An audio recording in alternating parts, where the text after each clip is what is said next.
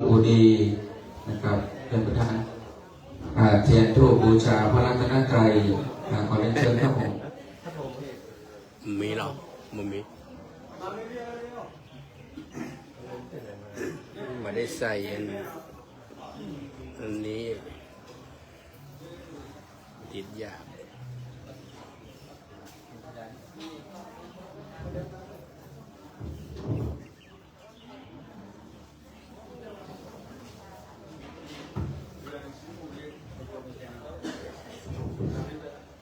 ครับวันนี้ครับทีมงานผู้เลี้ยงต่างองค์ก่อยนะครับที่พากันสนับสนุนครูบามาโดยตลอดนะครับปีนึงนี่200,000 300,000นะครับเราช่วยเรือครูบาตลอดเลยนะครับคุณพรชัยคุณชัยพรนะครับเรียนเชิญเลยอันนี้มากับผู้สี่ภรรยาเนาะมาทั้งครอบครัวนะครับกับผู้เลี้ยงใหญ่จากองค์ก่อยนะครับเดินทางจุดเทียนก่อน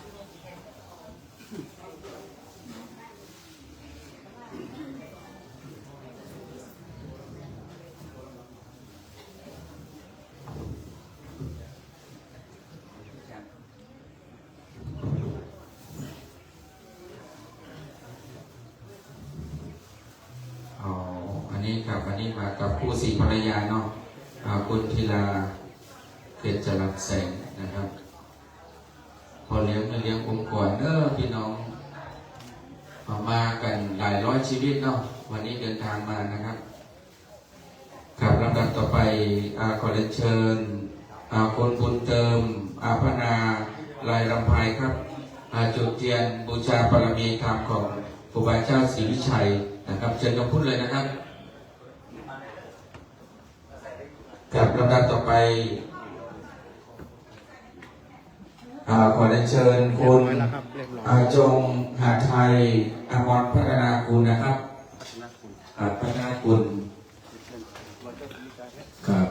จุดเทียนบูชาบารมีธรรมของครูบาเจ้าศรีวิชัยเชิญกำพูดเลยนะครับกับลำดับต่อไปขอเรียนเชิญคุณสมคิดรำไพพนมจุดเทียนบูชาบารมีธรรมของครูบาเจ้าพิชัยกับปีในเชิญนะครับ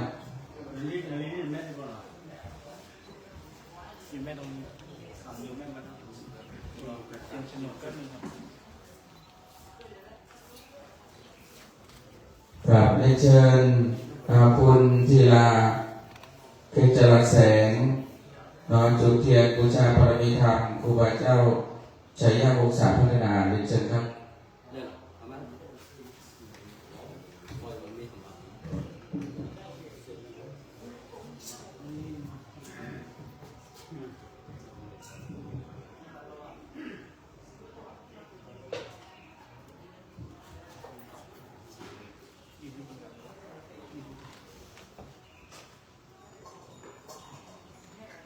แม่ครับ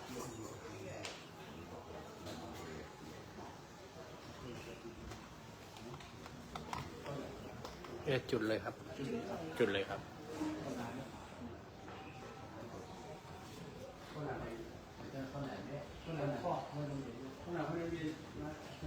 คนนี้จะพระนางครับพระนางจะคุยน้ำเย็นเนาะ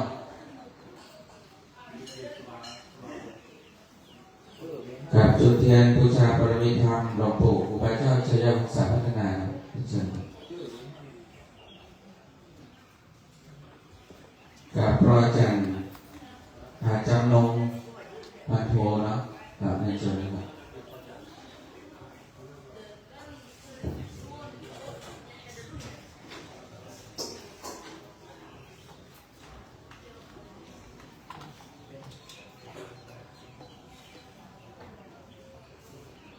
กับพี่น้องศรัทธาเราก็พระพุทธบาทฐานะนะครับได้มีความเจริญรุ่งเรืองก็ได้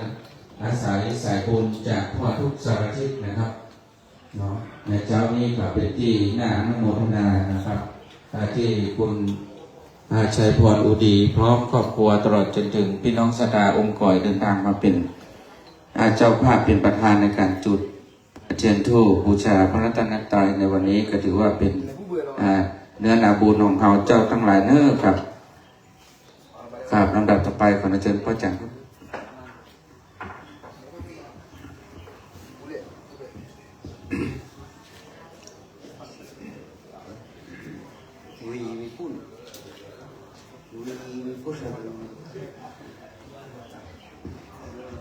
ครับตอนนี้ก็ถึงเวลาไหว้พระพร้อมกันนะครับ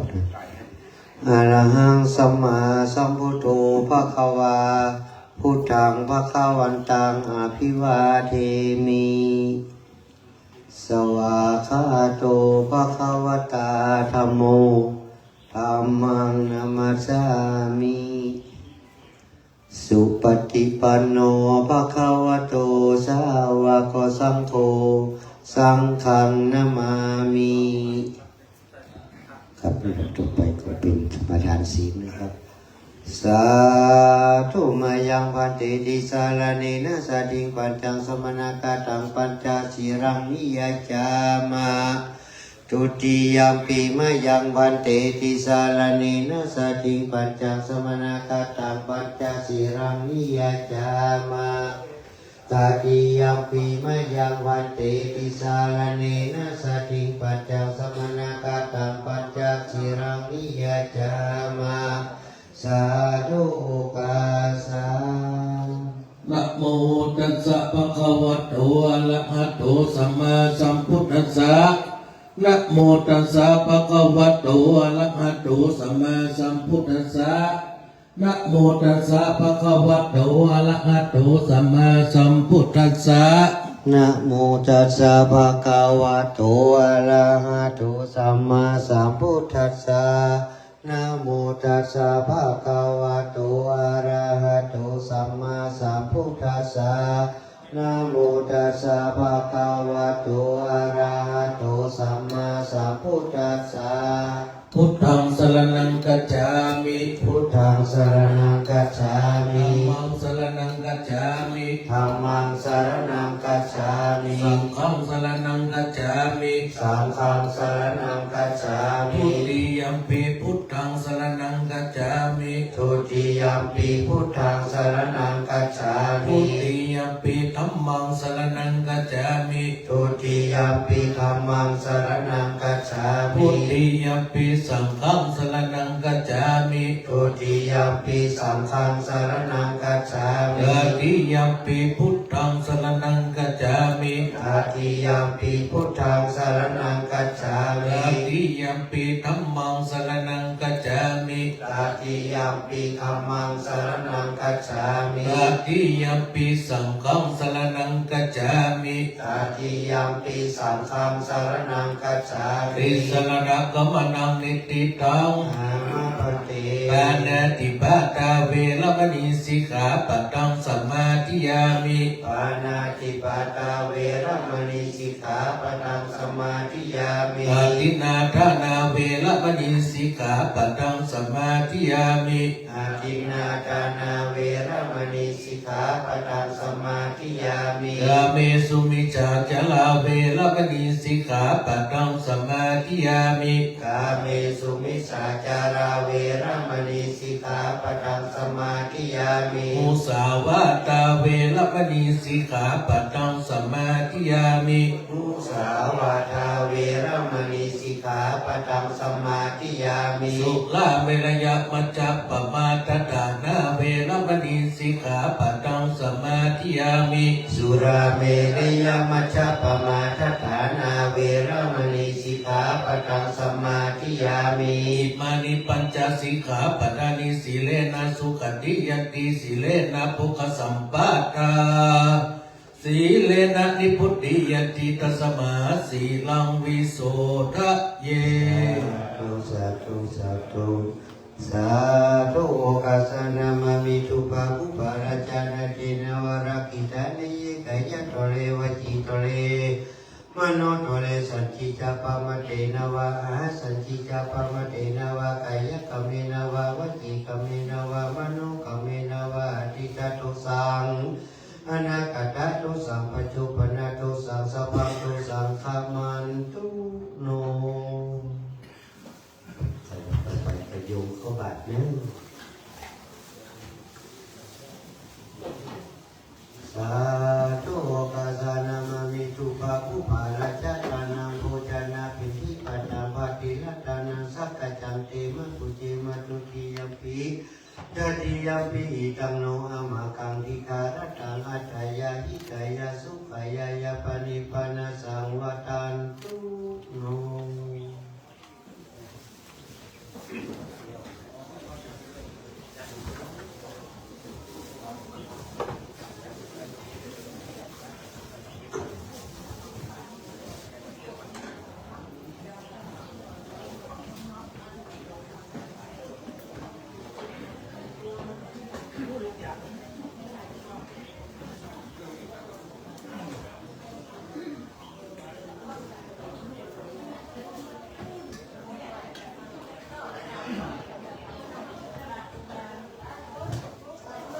ละเก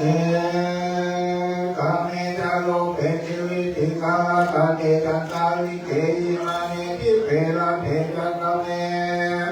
ลาลุวนาคานาเนอาลาเมเตเตภูมาจันตุเทวะจาลาทาลาวิสาเนจักกัตถาปนาสัจจิตัตตาสัจจิเก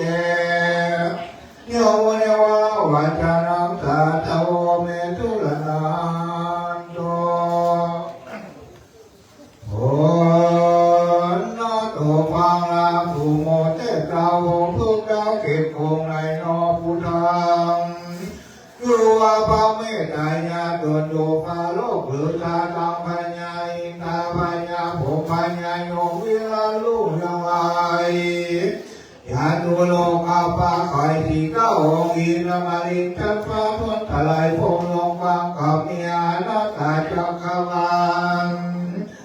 อาภามันก็ได้ไปตามใจ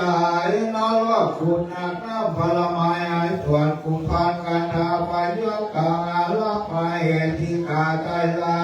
มเอาเวทีที่ลาดดาวโนมาลาดภูเขาขอยอมือที่เปี้ยวเกินตามหวานคิ้วไก่เกตาโอไก่เทปาตาลา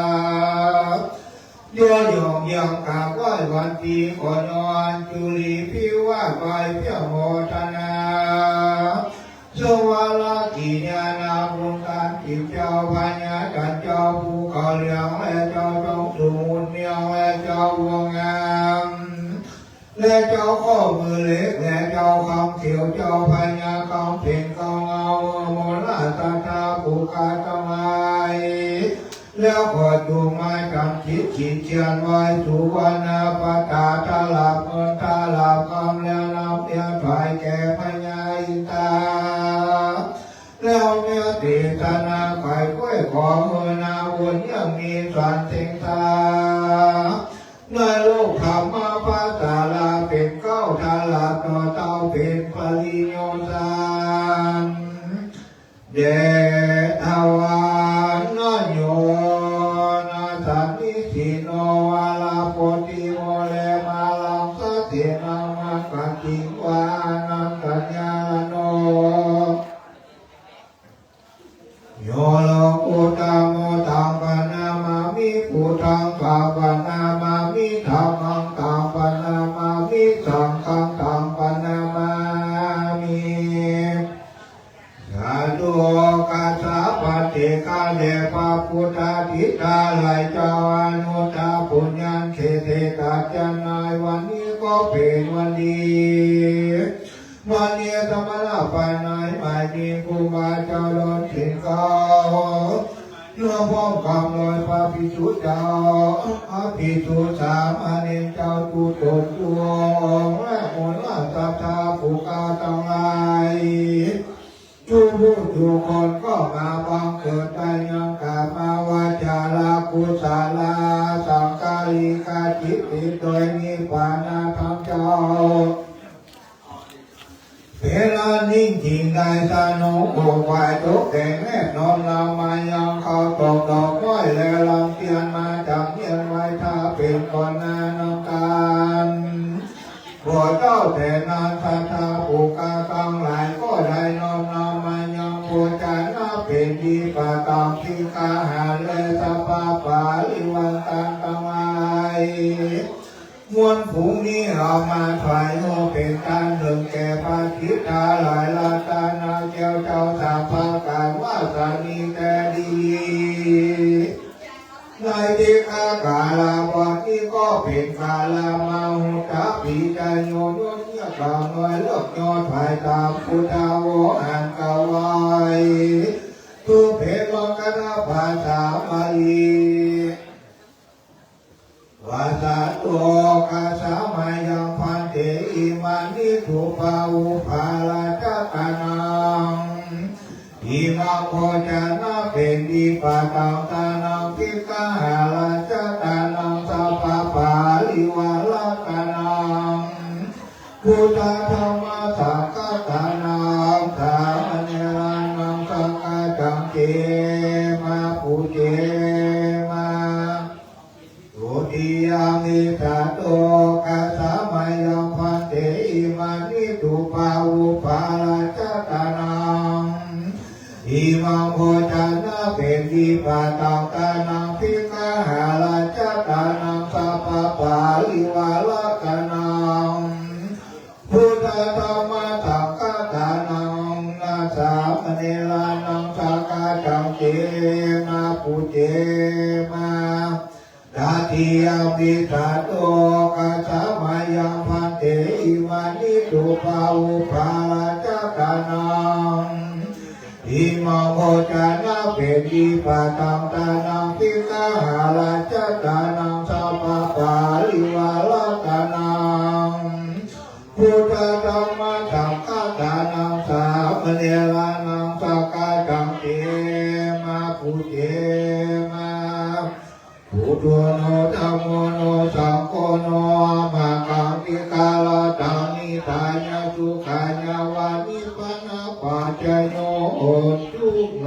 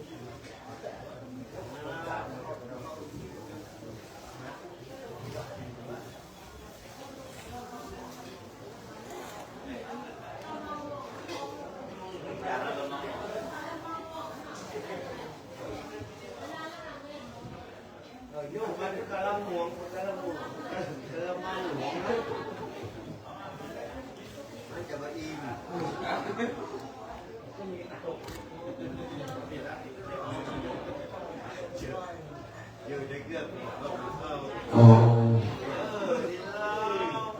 อันนี้พ่ออาจารย์เนาะพ่ออาจารย์เลยเนาะก่อนโอ้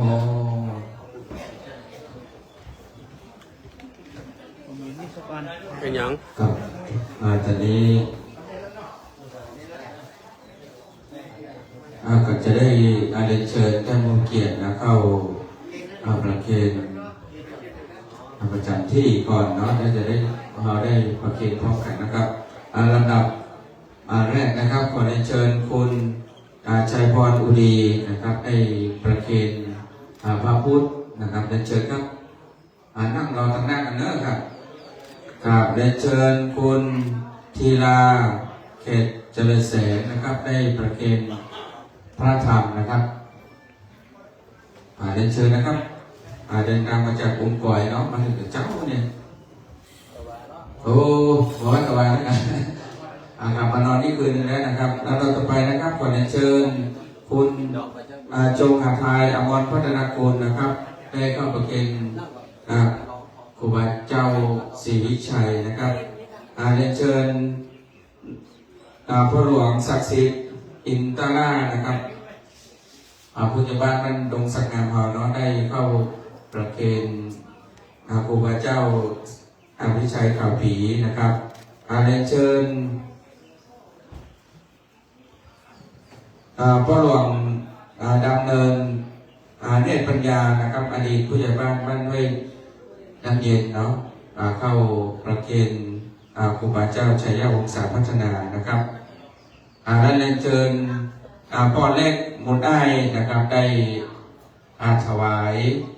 หลวงพ่อสุภรัตน์ทิตะธรรมปโลหรือว่าหลวงเตี่ยด้านหน้านะครับ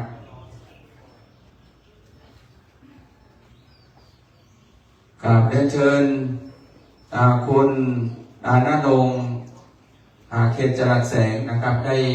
ประเคนพระสงฆ์พิธีรูปแรกเลยนะครับครับนอกจากนั้นก็ได้เรียนเชิญพี่น้องศรัทธาทุกคนทุกท่านเนาะได้เข้านั่งประจำที่ด้านหน้าเลยนะครับเชิญกับทุกท่านเลยนะครับกับพ่อบ้านแม่บ้านเนาะ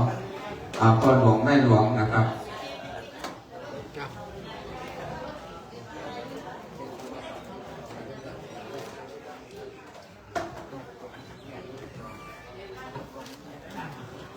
ครับพระเกียรติพ่ออาจารย์เด้อ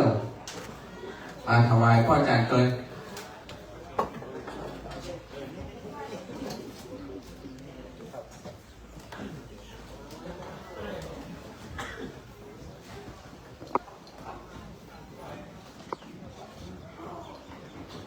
ครับลำดับต่อไปขอกราบพระรัตนาอนุโมทนาหลวงพ่อสุภรัตน์ที่ตัดธรรมะปาโลหลวงเตี่ยได้เงื่อโกว่าเงื่อปอนกับลูกศิษย์ลูกหาเป็นลำดับต่อไปขอกราบพระรัตนาครับผมสาธุสาธุสาธุธรรมภาพพระสุภรัตน์ทิตะปาโลรู้สึกซาบซึ้งใจเป็นอย่างยิ่ง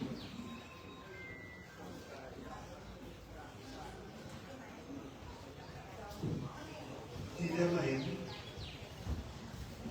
โยมท่านมาในงานของลูกศิษย์ของครูบาสิมครูบาเขาปีซึ่งวัดนี้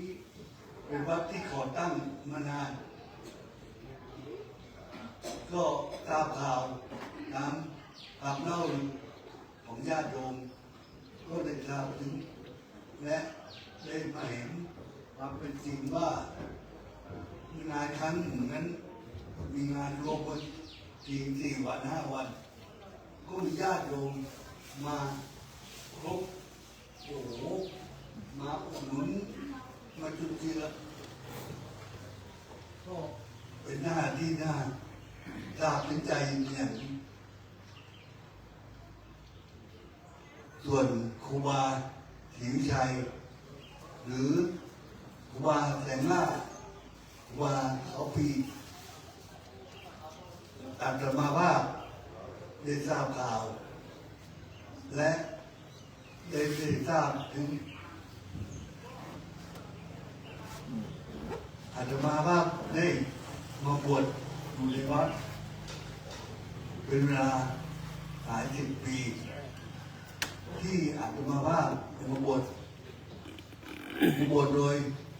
ไม่ได้มีจิตใจเดิมทีไม่มีจิตใจที่จะบวชอยู่ในบัวพุทธศาสนาไปกราบหลวงปู่บุตรถาวโรหลวงปู่บุตรถาวโรบอกอ้าวเห็นว่าจะบวชนี่ผมก็ไม่ได้นึกทำไมครูบาหลวงปู่พูดแบบนี้ล่ะคิดอยู่ในใจได้บวชในเวลาบวชแล้วบวชที่บวชเถอะ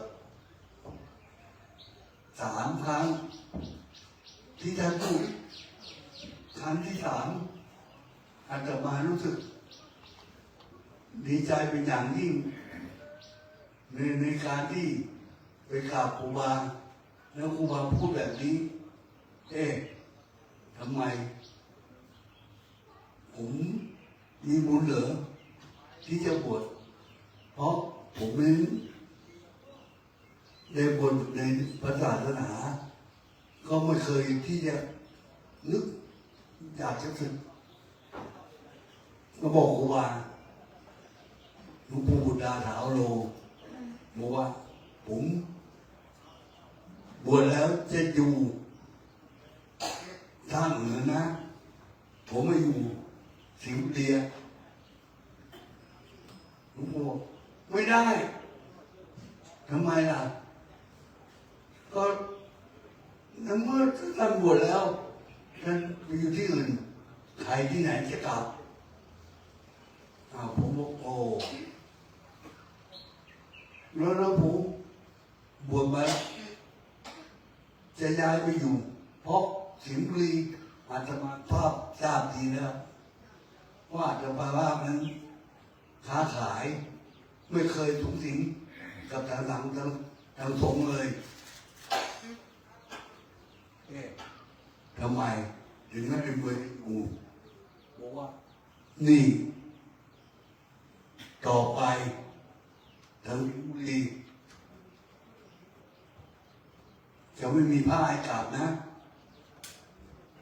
ไปอยู่ที่อื่นนะแล้วใครที่ไหนจะไปกราบล่ะผมทราบว่าหลวงปู่พูดจาไม่ได้พูดจาหมดเท็จพูดจาแต่ละอย่างต้องจดจำแล้วก็เอามาพูดเอามาคิดผมบวชอยู่เลย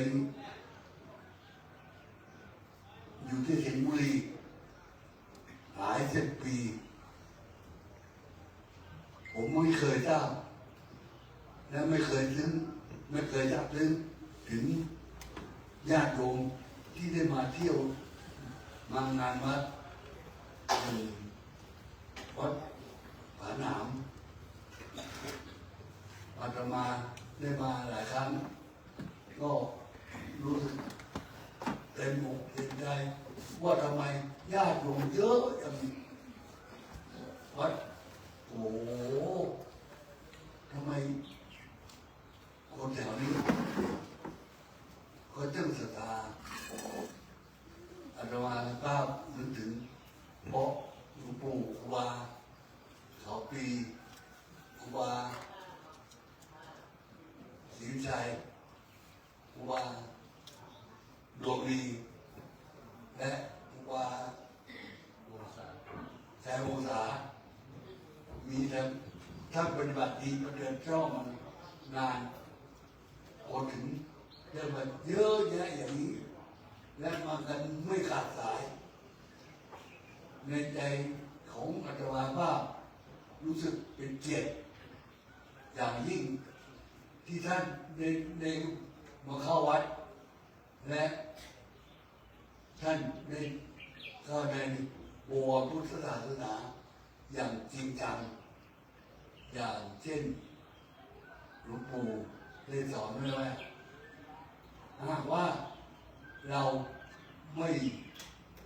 ทำดีไม่ปฏิบัติดีแล้วจะมีคนที่ไหนเข้ามากราบวันนี้อาตมารู้สึกซาบซึ้งใจเป็นอย่างยิ่ง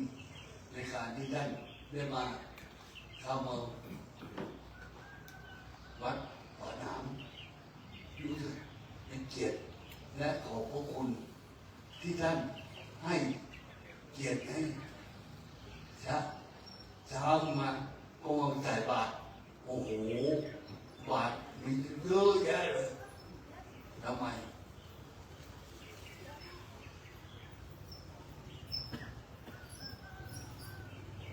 ท่านมีจิตใจงามเช่นนี้วันนี้อาตมาว่าขอขอบพระคุณ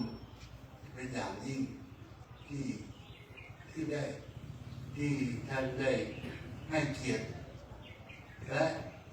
ให้ความศรัทธาโดยทั่วถึงกันขอบพระคุณมากครับ สาธุสาธุสาธุ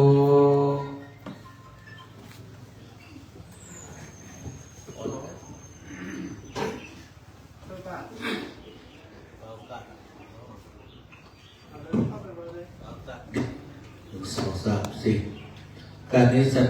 โยมทั้งหลายตั้งใจเป็นภาษาบาลีเนาะยะถาวะริวหาปุราปาริปุเรนติสาคะลังเอวะเมวะอิโตตินังเปอุปกัปติเอติตังปฏิตังตุอังคิปะเมวะสเมจันตุสัพเพปุเรนตุสังกปาจันโตปนัสสะโสยะถามณิโชติปัสโสยะถาสัพพิติโยวิวัตชันตุสัพพะโรโควินาศตุมาเตภวันตรายโยสุขิติกายุโกอิวาทนาสิริสนิจจังวุฒธายิโนจัตตาโลธรรมาวัฏันติอายุวันโนสุขังภะรังเจยสิทธิธนังราปังสวัสดิยมขังปะรังสิริอายุจวันโนจะโพลังพุทธจยสวาสัตวาสัจจะอายุจะจีวสิภวันตุเตภวันตุสัพพมังคลังรักขันตุสัพวัฏาสัพพพุทธานุภาเวนัสสัทธาภวันตุเตภวันตุสัพพมังคลังรักตุสัพพเทวตาสัพพธัมมานุภาสวัสดีภวันตุเตภวันตุสัพพมังคลังรักขันตุสัพพเทวตาสัพพสังฆานุภาเวนัสสัทธาสวัสดีภวันตุเต